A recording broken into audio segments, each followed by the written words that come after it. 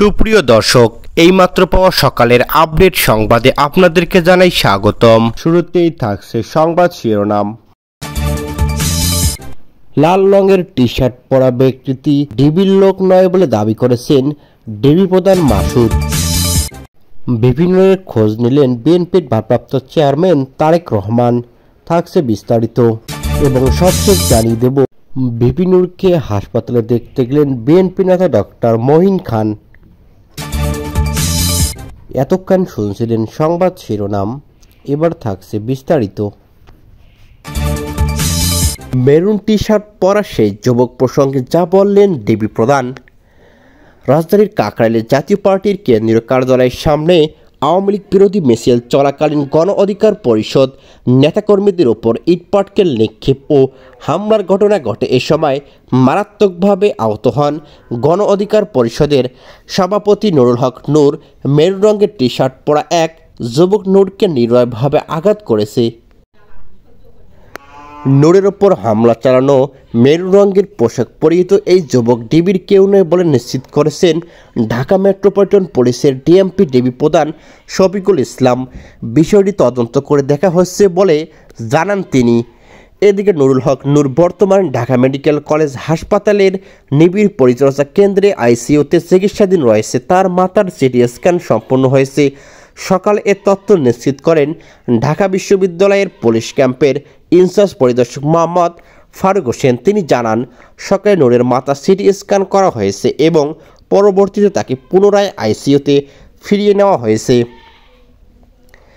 এদিকে Dhaka medical college হাসপাতালের পরিচালক ব্রিগেডিয়ার জেনারেল মোহাম্মদ আসাদুজ্জামান বলেন, নূরের চিকিৎসার জন্য ইতিমধ্যেই 6 সদস্যের একটি মেডিকেল বোর্ড গঠন করা হয়েছে। বোর্ডে আজ আলোচনায় বসবে। বোর্ডে রয়েছেন হাসপাতালের পরিচালক সহ অনেক লোক।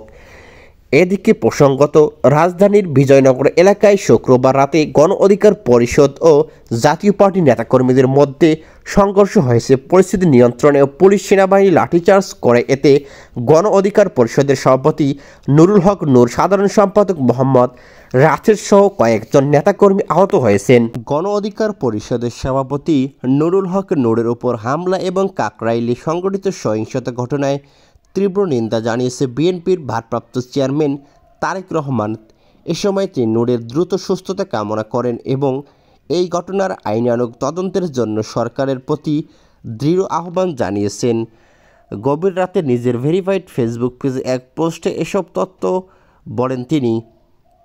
ওই ফেসবুক পোস্টে তারেক রহমান লেখেন, নুরুল হক নূরের উপর হামলা এবং কাকরাইলে সংঘটিত সহিংসতা ঘটনায় তীব্র নিন্দা জানায় বাংলাদেশ জাতীয়তাবাদী দল বিএনপি। আমরা গণতান্ত্রিক উত্তরণের একটি অত্যন্ত নাজুক সময়ের মধ্যে আছি, যার প্রথম পদক্ষেপ হলো জাতীয় নির্বাচন। সম্মিলিতভাবে আমাদের নিশ্চিত করতে হবে আজকের মতো অস্থিতিশীল ঘটনা যেন ছড়িয়ে না পড়ে এবং আমাদের গণতান্ত্রিক অগ্রযাত্রার পথ যেন বাধাগ্রস্ত না হয়। তিনি লেখেন, বিএনপি ও এর সহযোগী দল সহ গণতন্ত্রকামী সব পক্ষ অবশ্যই সংযম ও সহনশীলতা বজায় রাখতে হবে। এখানে গত বছরের গণ অভ্যুত্থানের প্রকৃত চেতনাকে প্রাধান্য দিতে হবে। দেশকে অবশ্য মব ও চলমান অস্থিরতার ঘোরাটপ থেকে মুক্ত করতে হবে। মব কাল সরকারের বিরুদ্ধে সতর্ক থাকার বিষয়ে আর বলেন, বাংলাদেশকে সামনে এগিয়ে নিতে হলে আমাদের মব কালচারের বিরুদ্ধে সতর্ক থাকতে হবে।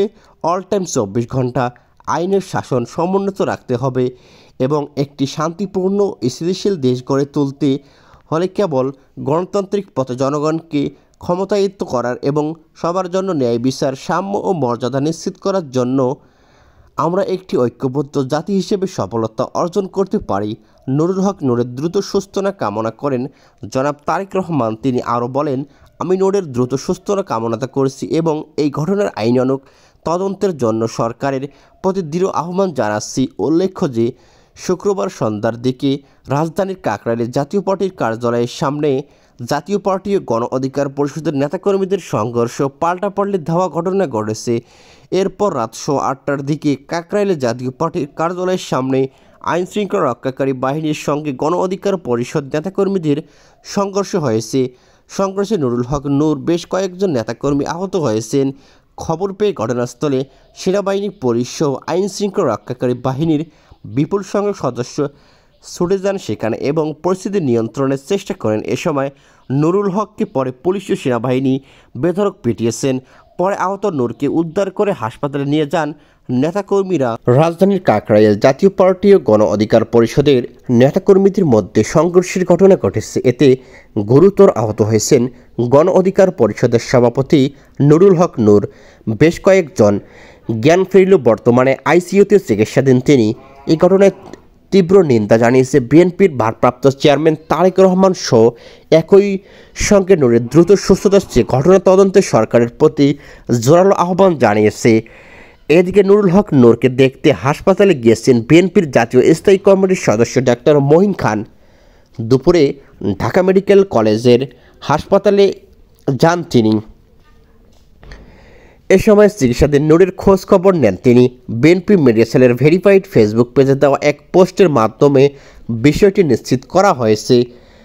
এর আগে শুক্রবার দিবাগত বাংলাদেশ সময় রাত 2:30টায় সামাজিক মাধ্যমে ফেসবুকে ভেরিফাইড পেজে দেওয়া এক পোস্টে তিনি এ আহ্বান জানান।